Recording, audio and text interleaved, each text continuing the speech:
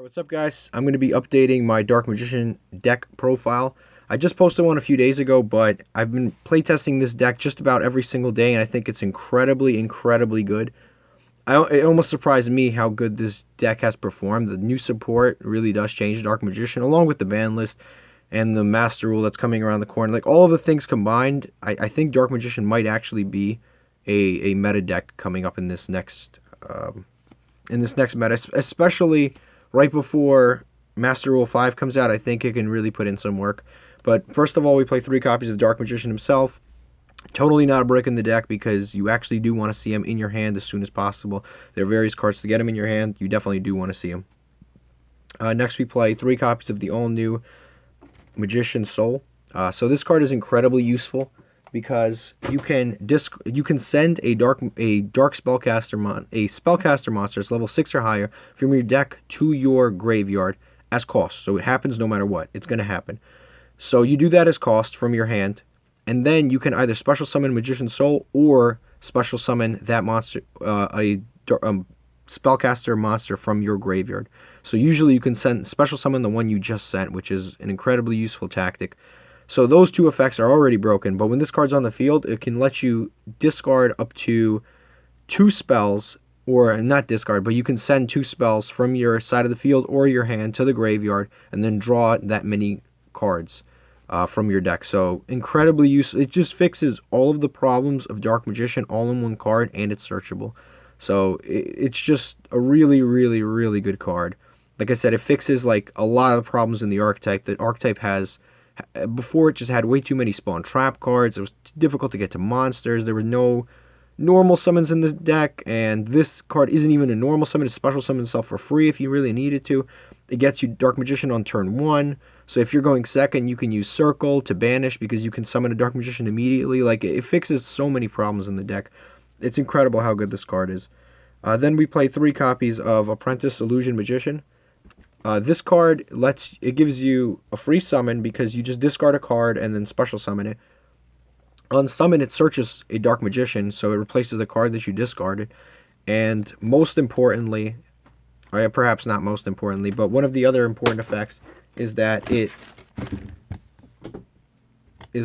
allows you to send it to the graveyard from the field or from your hand in order to buff a spellcaster monster by 2000 attack, which is really useful.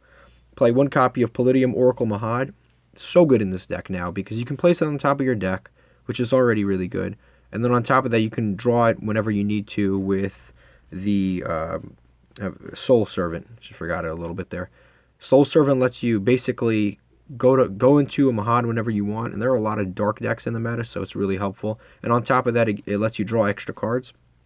Play 1 copy of Magician of Dark Illusion. This is an extremely useful card. It's searchable. You can summon it off of the Magician's Navigation, and basically it's just a free summon whenever you activate a spell or trap during your opponent's turn. So that's mainly why you're using this card.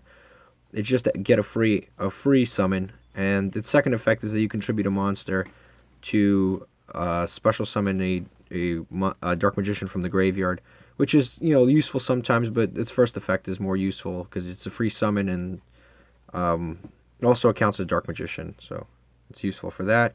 The traditional only normal summon in the deck, which is Magician's Rod. So basically on summon, this searches a Dark Magician spell or trap card, and then on top of it being able to do that, you can, when you activate a spell or trap card during your opponent's turn, you can tribute a spellcaster. This is when this card's in the graveyard. Tribute a spellcaster monster on the field and return to the hand, which is useful because then you can do the normal summon effect again. We play 2 dragons in the deck. Fantastical Dragon Phantasme. This is the only one that I could come up with that wouldn't hurt the deck, but would allow me to include dragons in the deck. So definitely, this is the only one. The only other one is Destrudo, but I think this one is far better. The deck is incredibly consistent. It has a lot of draw power. It gets you to everywhere where you need to go every single time, and this just gives you that extra layer. Because it gives you a dragon monster, it gives you kind of the ability to play with your opponents. It gives you the ability to play with your hand. It lets you throw a negate on the field. It does a lot, and it's a level 7, so you can go into rank 7 plays with it if you need to. And like I said, it's a dragon, so you can fuse it into the homie, the what's his name, Dark Magician, the Dragon Knight. So incredibly useful for that. Just the best dragon that I could come up with for this particular scenario. That's all. Then we play this engine.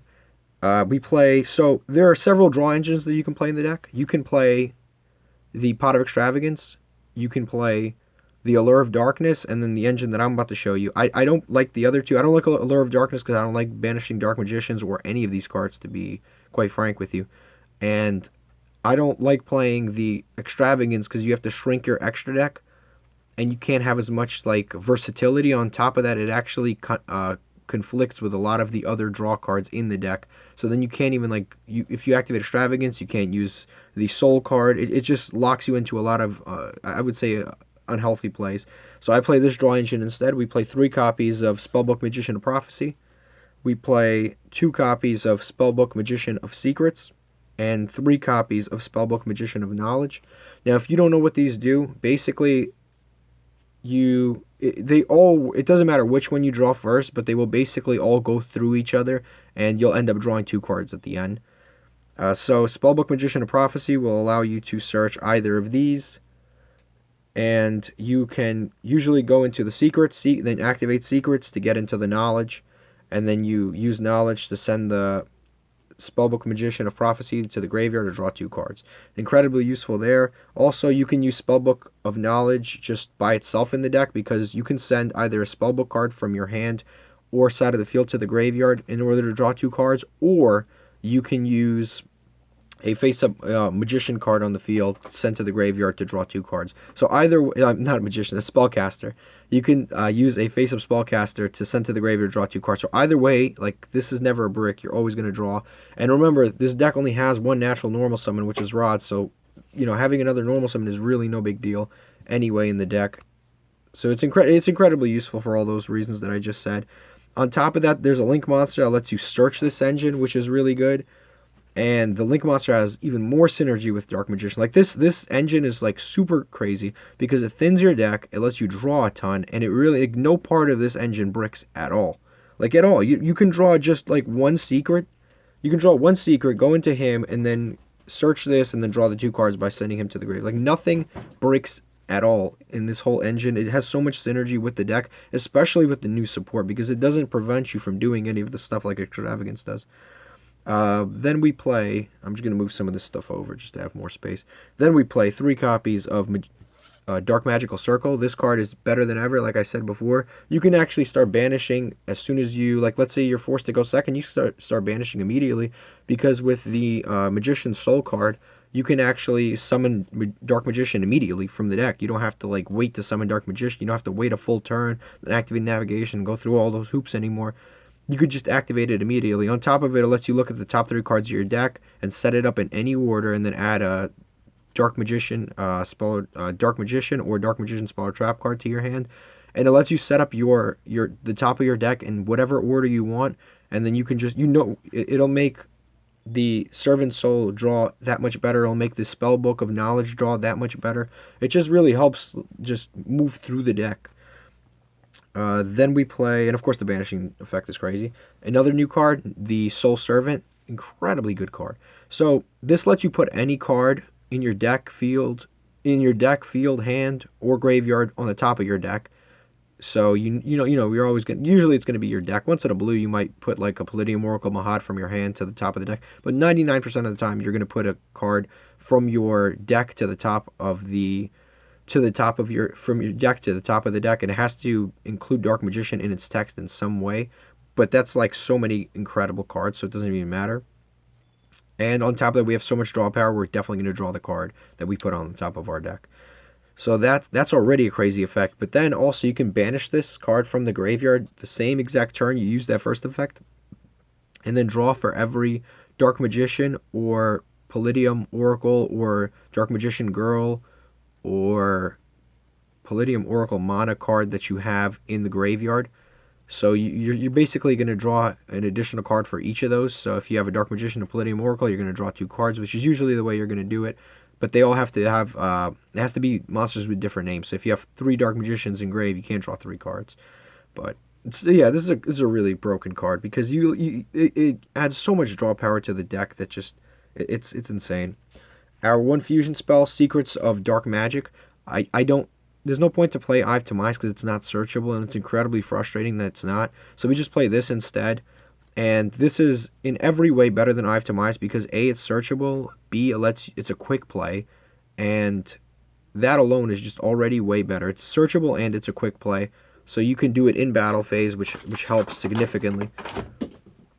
Yeah, and if you needed to, you could also ritual summon with it, so it's incredibly versatile. Then we play one copy of Dark Magic Attack, which destroys all. It's a Harpy's Feather Duster, and it's searchable with Eternal Soul, basically. You just need to control Dark Magician to resolve it.